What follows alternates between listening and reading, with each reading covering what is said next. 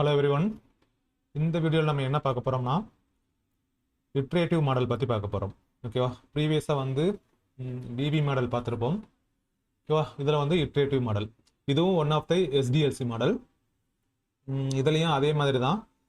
Requirement analyse பண்ணுவோம், தென் வந்து plan பண்ணுவோம், டிசைன் பண்ணுவோம், டிசைன் பண்ணதை டெவலப் பண்ணுவோம், டெவலப் பண்ணி முடித்ததை டெஸ்ட் பண்ணி தென் டிப்ளாய் பண்ணுவாங்க.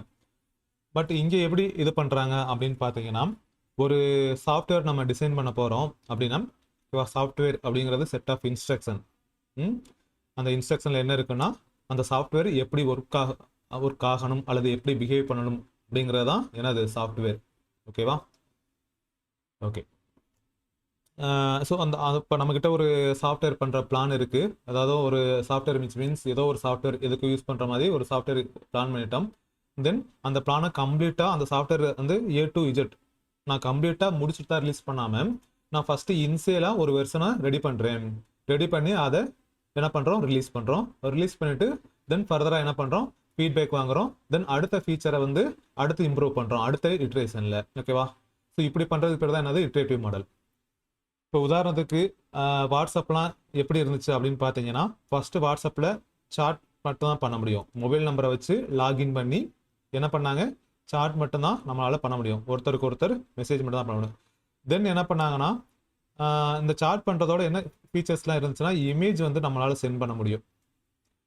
தென் அடுத்த வெர்ஷனில் வரும்போது, அடுத்த இட்ரேஷனில் வரும்போது என்ன வந்துச்சுன்னா, உங்களுக்கு கிஃப்ட் ஃபைல் இந்த மாதிரிலாம் இது பண்ணுச்சு. தென் பார்த்தீங்கன்னா உங்களுக்கு இந்த வாட்ஸ்அப் சாட்டில் பிடிஎஃப் ஃபைலும் உங்களால் அனுப்ப முடியும் அப்படிங்கிறது வந்துச்சு. பட் தென் இதுலேயுமே சைஸ் லிமிட் இருந்துச்சு. Particular size limit.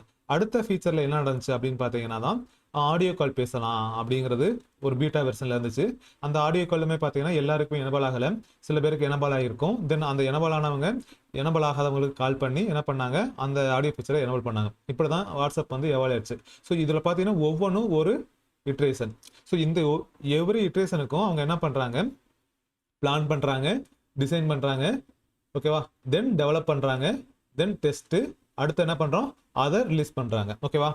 ஸோ இதுக்கு பேர் தான் என்னது இட்ரேட்டிவ் மாடல்.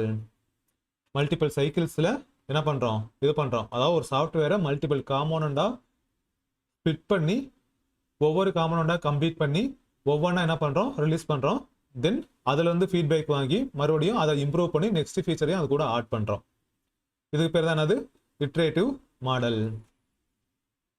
இன்னும் சிம்பிளாக சொல்லணும்னா இதில் சொல்கிற மாதிரி தான், மாநாடு படத்தில் எஸ்டி சூர்யா சொல்கிற மாதிரி develop test feedback improve repeat.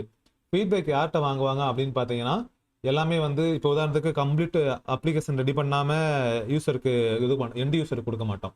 ஓகேவா? இந்த ஃபீட்பேக் வந்து கஸ்டமர் அப்படின்னா இங்கே என்னென்னா கிளைண்ட்டு, ப்ராடக்ட் ஓனர், உள்ள டீம் லீடர் இருப்பாங்கல்ல அவங்க, ஷேர் ஹோல்டர், இவங்கள்ட்ட வாங்குறது தான் ஃபீட்பேக். ஓகேவா? இந்த ஃபீட்பேக்கை வச்சு தான் தென் அடுத்து இம்ப்ரூவ்மெண்ட்ஸ் நடக்கும். தென் ஃபர்தராக மறுபடியும் பிளான் பண்ணி டிசைன் பண்ணி டெவலப் பண்ணுவாங்க. ஓகேவா? ஸோ அப்படியே கீழே போவோம். வாட்டர்ஃபால் மாடல் அப்படி கிடையாது. நம்ம எல்லாத்தையும் பிளான் பண்ணுவோம், அடுத்து டிசைன் பண்ணுவோம், தென் டெவலப் பண்ணுவோம், அடுத்து எல்லாத்தையும் டெஸ்ட் பண்ணுவோம். பட் இட்டரேட்டிவ் மாடலில் ஒரு ஒரு ஃபங்க்ஷனாலிட்டி அப்படின்னா, ஃபங்க்ஷனாலிட்டி மீன்ஸ் இப்போ என்கிட்ட வந்து இப்போ என்ன பண்ணலாம், ஓகே இன்ஸ்டாமார்ட்டே எடுத்துங்களே. இப்போ இன்ஸ்டாமார்ட்டை எடுத்ததுமே என்ன பண்ணோம்னா, நம்ம ஓப்பன் பண்ணும்போதே லொக்கேஷனை வந்து எனபிள் பண்ண சொல்லும். ஓகேவா?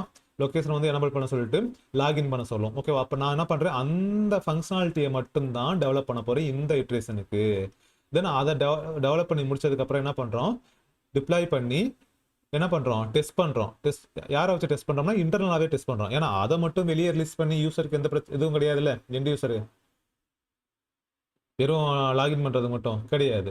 தென் அடுத்த ஃபீச்சரில் என்ன பண்ணுறோம் அப்படின்னா, சம் ரெஸ்டாரண்ட்ஸ் வந்து என்ன பண்ணுறோம், ஆட் பண்ணுறோம், அல்லது சம் ப்ராடக்ட்டை வந்து லிஸ்ட் அவுட் பண்ணுறோம். ஏன்னா இப்போ நம்ம இன்ஸ்டாமார்ட்டில் இப்போ ரெஸ்டாரண்ட் தேவையில்லை, சம் ப்ராடக்ட்ஸ் வந்து நம்ம என்ன பண்ணுறோம், இப்போ வெஜிடபிள்ஸ் அல்லது கிராசரிஸை நம்ம ஆட் பண்ணி பார்க்குறோம். ஓகேவா? தென் இதையும் நம்ம ரிலீஸ் பண்ணி கிளைண்ட், அதாவது client means client, product owner, share holders, development team, testing team, இவங்களாம் என்ன பண்ணுறாங்க, டெஸ்ட் பண்ணுறாங்க. அடுத்து மறுபடியும் இதுல இருந்து என்ஹான்ஸ் பண்ணி அடுத்த ஃபீச்சருக்கு ஆட் பண்றாங்க. ஓகேவா? இப்போ புரியுதா? குட்டி குட்டி ஃபங்க்ஷனாலிட்டியா என்ன பண்றோம், ஸ்பிளிட் பண்ணி ஒர்க் பண்றோம். ஸோ இங்கேயும் நான் அதை தான் எக்ஸாம்பிள் வச்சிருக்கேன். Online food delivery app user register பண்ணுறாங்க, லாகின் பண்ணுறாங்க, தென் ரெஸ்டாரண்ட் லிஸ்ட் பண்ணுறாங்க. ஸோ இது ஃபர்ஸ்ட் இட்ரேஷனாக நடக்குது. தென் என்ன பண்ணுறோம், இதை ரிலீஸ் பண்ணுறோம். ரிலீஸ் பண்ணிவிட்டு, ரிலீஸ் மீன்ஸ் உள்ளுக்குள்ளேயே இன்டர்னலாக டெஸ்ட் பண்ணுறோம். யாரெல்லாம் டெஸ்ட் பண்ணுறாங்க மறுபடியும் இப்போ நீங்களே சொல்லுங்கள், இப்போ சொன்னதே சொல்லிட்டு இருக்க மாதிரி இருக்குது. தென் அடுத்த இட்ரேஷன், அதுக்கடுத்து அடுத்த இட்ரேஷன். இப்போ இங்கே தான் உங்களுக்கு இந்த ப்ராடக்ட்டை வந்து என்ன பண்ண முடியும், ஃபர்தராக ரிலீஸ் பண்ண முடியும். ஏன்னா இப்போ தான் வந்து கம்ப்ளீட் ஆகிருக்கு. ஓகேவா? ஸோ அட்வான்டேஜ் அப்படின்னா என்னென்னு பார்த்தீங்கன்னா, உங்களுக்கு இயர்லியாகவே, ஓகேவா, கொஞ்சம் இயர்லியராக என்ன ஆகும், ஒரு சாஃப்ட்வேர் வந்து உங்களுக்கு கிடைச்சிரும். ஆமாம் தானே? ஒரு ஃபங்க்ஷனாலிட்டி உடைய, ஒரு ஸ்மால் ஃபங்க்ஷனாலிட்டி உள்ள ஒரு சாஃப்ட்வேர் காம்பனன்ட் நமக்கு கிடைச்சிரும். ஓகேவா?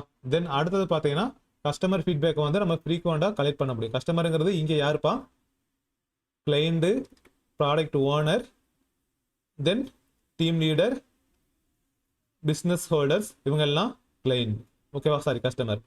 அதே மாதிரி இந்த மாதிரி குட்டி குட்டியாக இது பண்ணுறப்ப என்ன பண்ண முடியும், நம்மளால் ஈஸியாக டிஃபெக்டையும் நம்மளால் ஃபிக்ஸ் பண்ண முடியும். அதே மாதிரி சேஞ்சஸ் இருந்தாலும் ஈஸியாக இதில் இம்ப்ளிமெண்ட் பண்ணிடலாம். இந்த ப்ராஜெக்டில் ரிஸ்க் கம்மி, ப்ராடக்டோட குவாலிட்டி இன்க்ரீஸ் ஆகும். ஏன்னா நம்ம குட்டி குட்டியாக பிரித்து தானே படிக்கிறோம். பொதுவாக ஒரே டைமில் 5 யூனிட்டையும் படிக்கிறதுக்கு கொஞ்சம் கொஞ்சமாக ஒரு நாள் ஒரு யூனிட், நெக்ஸ்ட் டே இன்னொரு யூனிட், அப்படி படிக்கிறதுக்கு வித்தியாசம் இருக்குல்ல. ஓகேவா?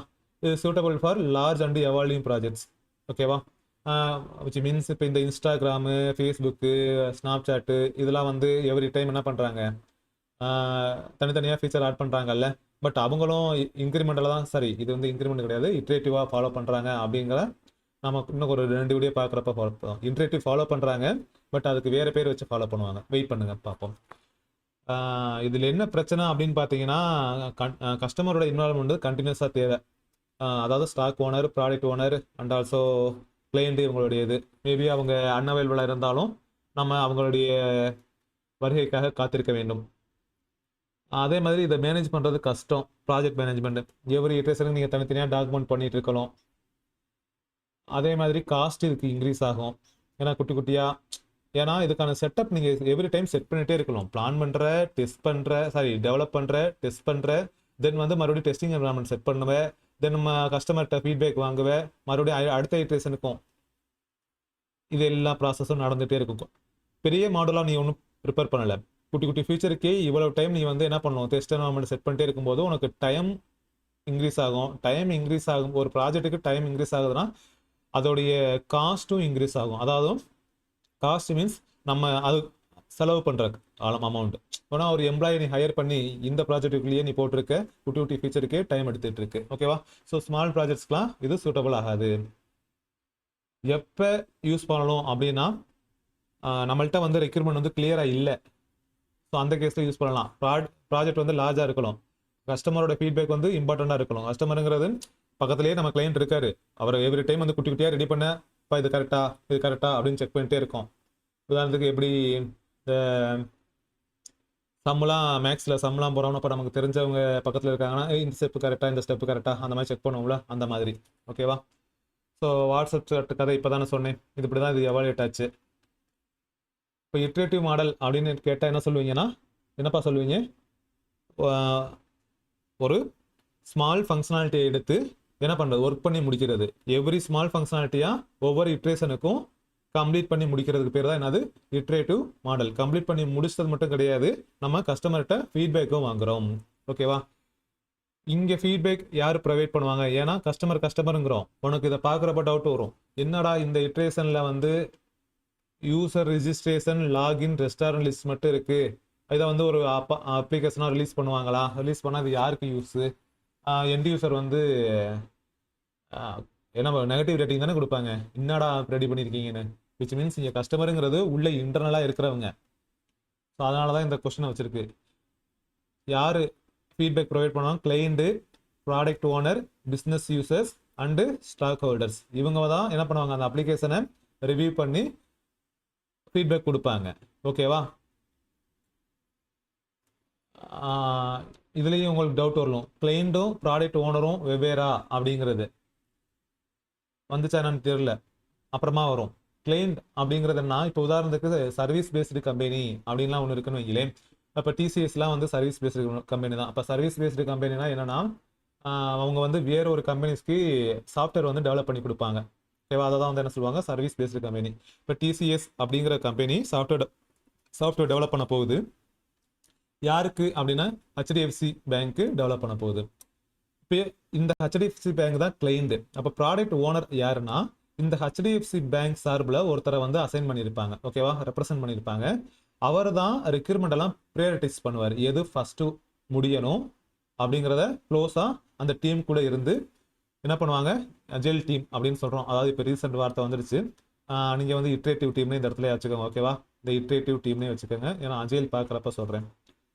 ஸோ இப்போ தெரியுதா கிளைண்ட்டுக்கும் ப்ராடக்ட் ஓனருக்கும் வித்தியாசம்?